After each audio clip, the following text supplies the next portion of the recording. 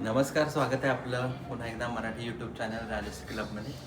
आणि आजच्या दिवसाची सुरुवात देवाच्या दर्शनाने करतो आपण. अर्थात आज आपण तुळजापूरमध्ये आहोत. आज आपला दुसरा दिवस आहे आणि दिवसाची सुरुवात झालेली आहे. तुळजापुरात येण्याचं आणखीन एक मुख्य कारण म्हणजे शौर्याचं जावळ काढण्याचा सुद्धा कार्यक्रम तुळजापुरात करण्याचं आम्ही ठरवलं आहे. कालपासून आम्ही द स्कायलँड हॉटेलमध्ये थांबलोय आणि थोडीशी हॉटेलची टूर मी तुम्हाला घडवतोय. हा हॉटेलचा डायनिंग एरिया रेस्टॉरंट झोन आहे. त्याच्या बाजूलाच लागून लॉबी आहे. लॉबीमध्ये आपल्याला श्रीकृष्णाची छान अशी मूर्ती दिसते आहे. खूप प्रसन्न मूर्ती आहे.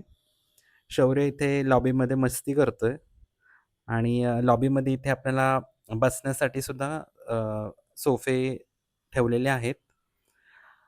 आपली रूम जी आहे ती फर्स्ट फ्लोअरवरती आहे आणि 3 फ्लोअर आहेत आणि खूप छान अशा फॅमिली रूम्स आहेत, सिंगल रूम्स आहेत, deluxe, super deluxe, AC, non AC सर्व कॅटेगरीमधल्या रूम्स अवेलेबल आहेत आणि गरम पाणी, वायफाय, पार्किंग सगळ्याची सोय आहे आणि ब्रेकफास्टसुद्धा इन्क्लुडेड आहे सकाळचा.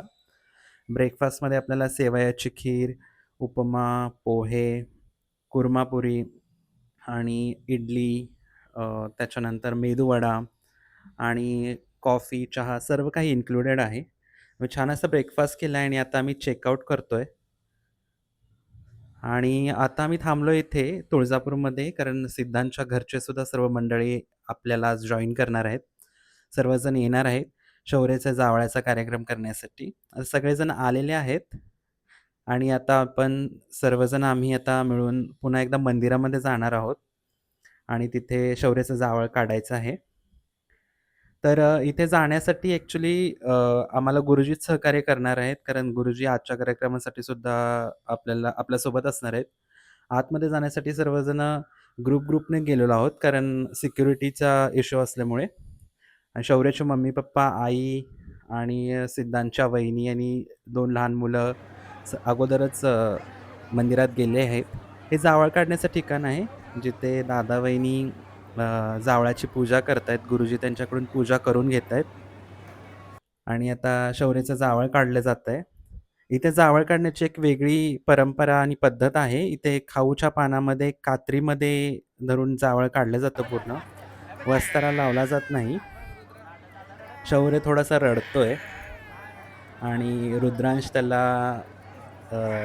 का त्याला हसवण्याचा प्रयत्न करतोय. रुद्रांश सिद्धांचा पुतण्या आहे आणि ते दोघं खूप एकमेकांसोबत राहिलेत त्यामुळे तो त्याला हसवण्याचा प्रयत्न करतोय.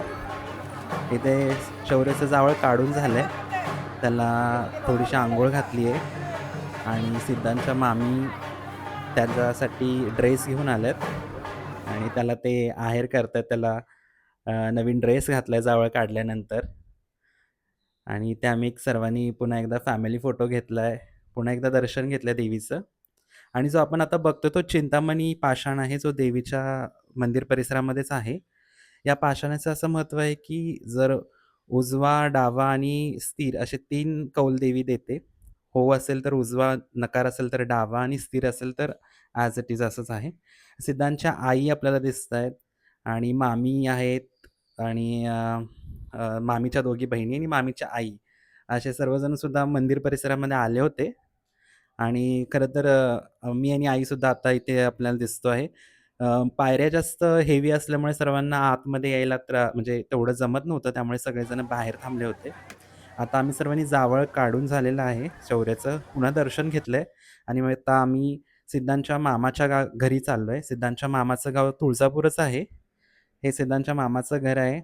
जिथे अ, म्हणजे पाहुणचार आणि आहेराचा कार्यक्रम केला जातोय.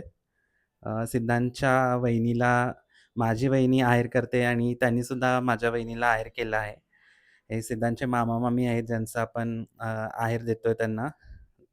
मामा-मामींनी खूप सहकार्य केलंय ह्या पूर्ण कार्यक्रमासाठी आणि बाळाच्या जावळाचा कार्यक्रमसुद्धा खूप छान झालाय. मामांनी घरी आपल्याला आता छान भोजनाची सुद्धा सोय केली आहे. ह्या मामीच्या दोघी बहिणी आहेत. त्यासुद्धा आम्हाला भेटण्यासाठी आलेल्या आहेत आणि त्यासुद्धा खूप छान असं सर्व कार्यक्रमामध्ये इन्व्हॉल्व झाल्या. एक छान गेट टुगेदर झालंय फॅमिली आणि आता सर्व करून आम्ही आता पुन्हा पुण्याकडे जातो आहोत. आता परतीचा प्रवास चालू झाला आहे.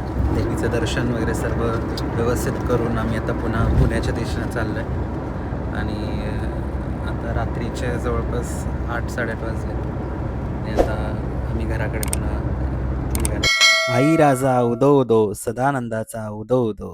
धन्यवाद.